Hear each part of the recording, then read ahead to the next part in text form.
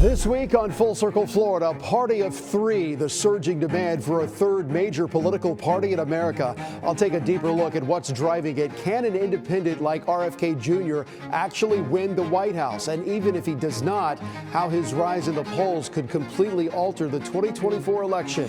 Congress gone wild, the allegations of sucker punches, name-calling, fight challenging, and perhaps most surprising, actual compromise. How the new speaker avoided a government shutdown and the message it now sends. And could the future of America be in the Sun Belt? The four major cities spotlighted this week as the future forces of the American economy, and one is here in Florida. For nearly 200 years, the bedrock of American politics has been laid by the hands of the two major parties, the Republicans and the Democrats, two diametrically opposed entities who not only determine who runs the country, but in recent years have also shaped American culture. Well, now a growing number of voters, Americans, are saying enough of that.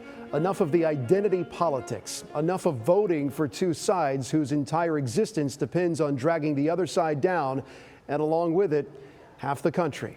There is a growing appetite now for a third major political party in this country, and the proof is in the numbers. The latest Gallup poll shows support has jumped up to 63%.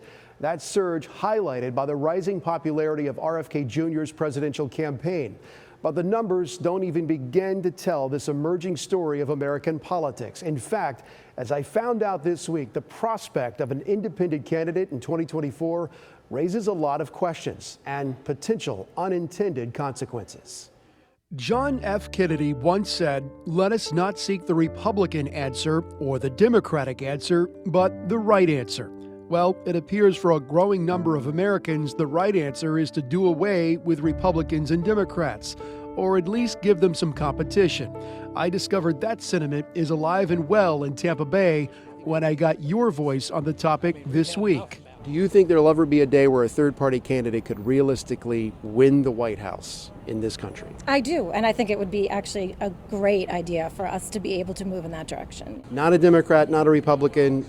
Absolutely, third-party candidate, somebody that's qualified, not 90 years old. Yes, absolutely. The current polls are revealing the current mood of the voters, and it's very much anti-establishment. Independent Robert F. Kennedy Jr. is polling higher than any independent candidate in a generation. And if those numbers hold, he, along with other possible independent candidates, could upset the math and the outcome of next year's presidential election. The independent swelling is a real report card of how both of these parties are doing.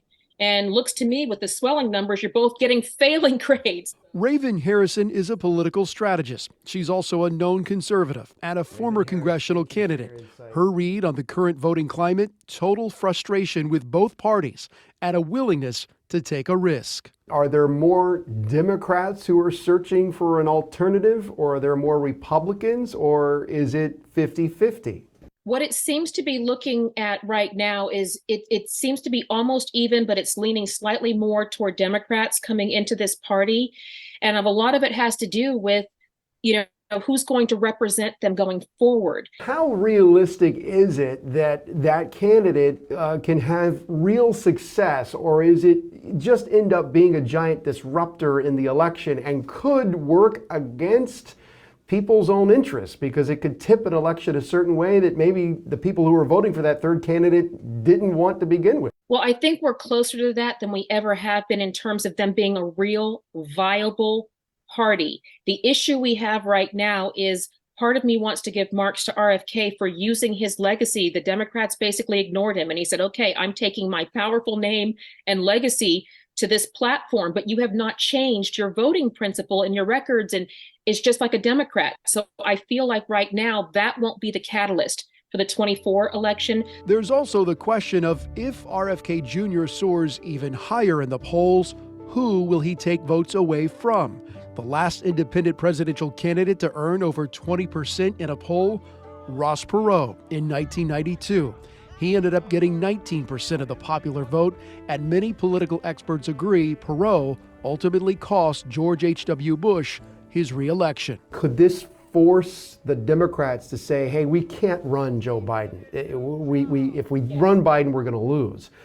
Or just to be fair, does it also force the Republicans to look at their calculus and say, how far can we get with Trump? Because it does seem like this is the rerun. This is the sequel to a movie no one wants to watch again, Trump versus Biden. It's an opportunity for Republicans, but it's definitely a concern because everything's been centered around Joe Biden. However, we know that he's falling apart in real time. We're all watching that. That is not an insult to say that this is what we're all watching. So their strategy has to be a unified, and at the last minute, we're going to take out Joe Biden, put in this guy. But RFK, you know, if he was anybody else, this would be a different conversation, but he's got a name. And he's now gaining among people who are going, you know what, I've had it with you, I've had it with you. And all that frustration could very well result with the next president winning the election with far less than 50% of the vote. And we turn next here in Full Circle, Florida, to your voice and the question that I pose to you. Is it possible for an independent candidate to even win the White House? And could it be more of a disruption than anything else? Here's your voice and what you told me. Third-party candidate running for president in 24.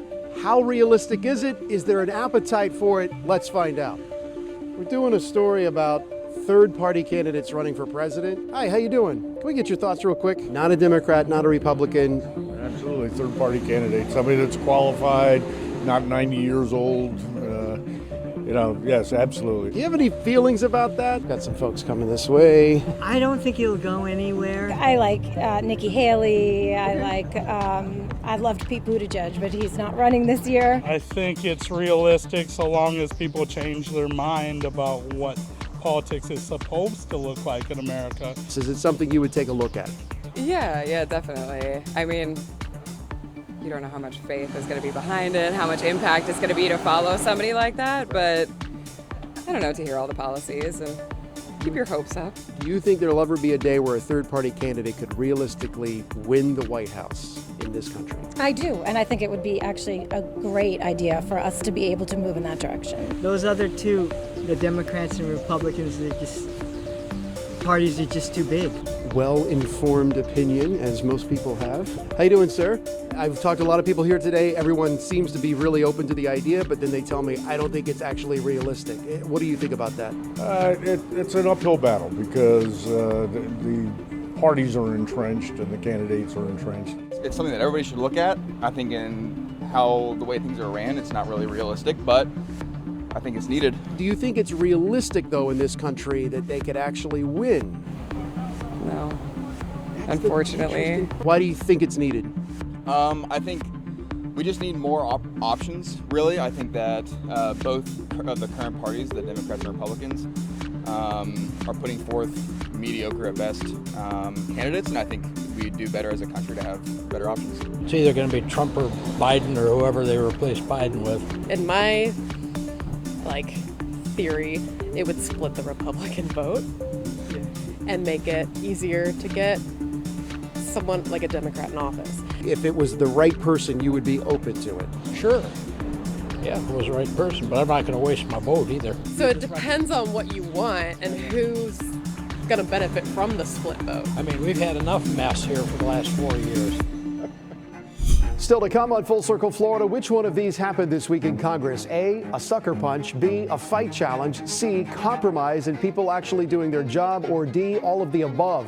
The answer when we come back.